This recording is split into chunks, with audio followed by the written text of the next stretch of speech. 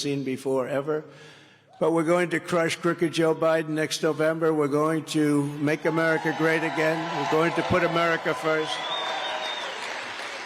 Under crooked Joe, our borders have been demolished. Drugs and criminals are pouring in. Our economy is a mess. Our schools are in shambles. Our justice system is corrupt. We have a corrupt justice system. Who would have believed? Our Constitution, he said, I would. Did they give you a hard time, too? Did they give you a hard time? Our Constitution is being ripped to shreds. Israel is under attack. And now we have terrorist sympathizers chanting their jihad slogans on our streets, all over our streets. With your vote, we will defend our country. We will defend our Judeo-Christian values, and we will defend Western civilization. And that's what we've got to do, right? What we've got to do. If I were president, the attack on Israel would have never happened, wouldn't have happened. You know, we had Iran in a very good place. They were broke. That's a good place. Now they're rich. Ukraine would never have happened. It would have never, ever happened. Putin would never have done it. Inflation would never have happened. That was started with stupid energy problem. You know, they just said, let's not drill. Let's go to more of the things that don't work. And energy went up at a level that you will soon see again, by the way. You're going to see it again. I see that in California. They just hit $8.15 a gallon. That's not good. And you'll be following. You'll be following, unfortunately. But we're going to get it down. You know, we were at $1.87. Think of that, Ben. $1.87 a gallon. That's when I told you I was going to make a great deal with China, a great deal with Canada and Mexico. I said, go out, buy more land and bigger tractors. Do you remember that? I said, bigger tractors and more land. But most embarrassing is the inept withdrawal. I was getting out of Afghanistan. 21 years was a long time, but we were getting out with dignity, honor. You know, I called up the head of the Taliban, and I said, Abdul, don't ever do what you're doing, Abdul, because they were knocking him off left and right. They were shooting, killing a lot of people, especially under Obama. They were killing them, the snipers. And I spoke to him, the fake news media. I don't know, I hope the fake news media, they weren't thrilled. They weren't exactly thrilled. But the fake news went out, and they were very upset that I called him. I said, well, who else would I call? He's the leader of the Taliban. He's the one that's killing our people and killing a lot of people. I tell the story, Jesse James, he was a great bank robber, right? Jesse James. I said, Jesse, why do you always rob banks? He said, because that's where the money is, right? That's where the money is. You stupid person to ask a question like that. I rob banks because that's where the money is. Well, I dealt with the Taliban and the head of the Taliban because that's where the killing was. And we went 18 months after that, not one soldier even shot at, and we were losing them left and right. And we would have had a withdrawal that would have been very nice, and we would have kept the big air base. You know, we had an air base, one of the biggest in the world, and not because of Afghanistan, but because it's 1 hour away from where China makes their nuclear weapons. It would have been nice to keep it called Bagram, and we would have kept that. I was planning to stay there. They gave it up. They ran out night. I mean, they took the military out first.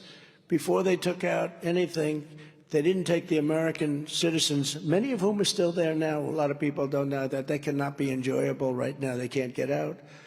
But they took the military out first. Then they tried to take the citizens and the military equipment. We left $85 billion worth of equipment behind. Think of it. How stupid are these people? You know, I hate to use that word, but it's just a very accurate word. How stupid are they? How stupid?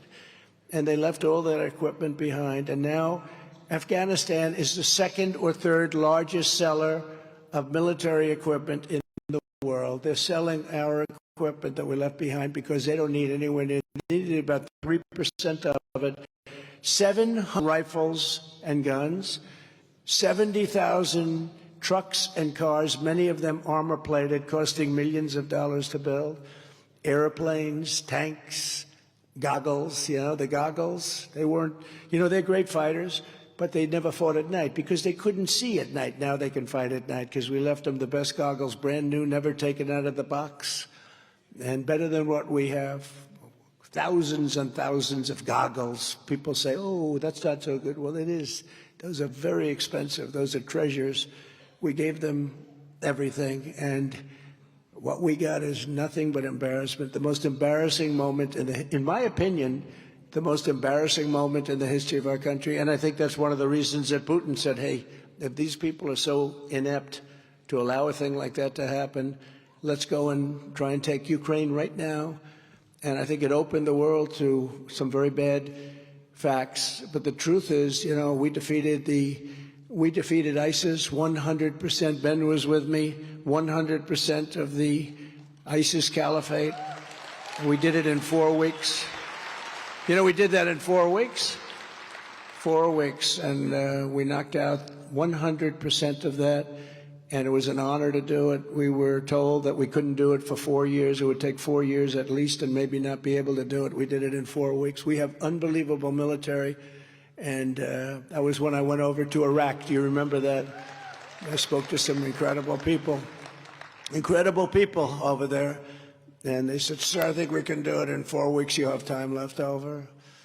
And we had unbelievable. Our military is great, but we did things that nobody thought we could do.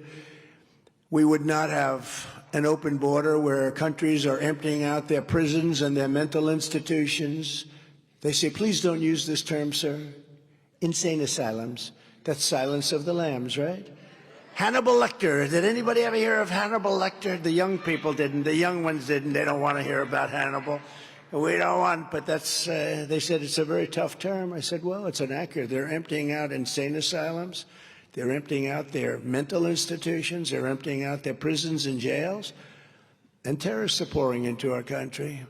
In record numbers, the terrorists are coming in. You know, they show a graph on one of the networks today that under Trump, 0 in 2019. They're showing 2019, 2020, 2020. 0 terrorists, think of that, came in. And then and then the march begins. They go to 2020, 2021, and now it's numbers that we've never even seen before. And what can be good about that? You know, whether you're liberal, conservative, common sense, it doesn't matter. I like to say I'm common sense. They say, what are you? You're very conservative. I say, well, I'm basically common sense. The people in this room are common sense. You don't have to say conservative. Somebody would say, oh, he gave up being a conservative. No, I'm conservative. We're common sense. We don't want open borders.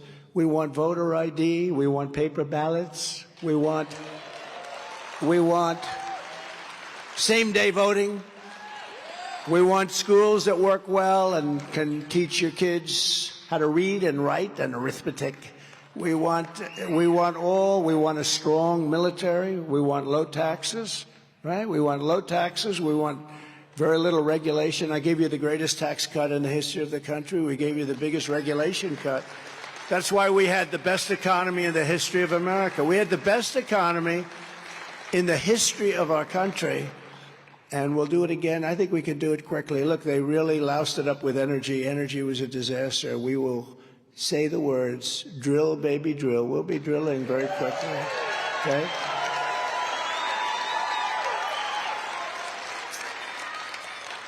So those big tractors that you bought that take a little more fuel, you'll be very happy in a very short period of time. But you're going to be very happy.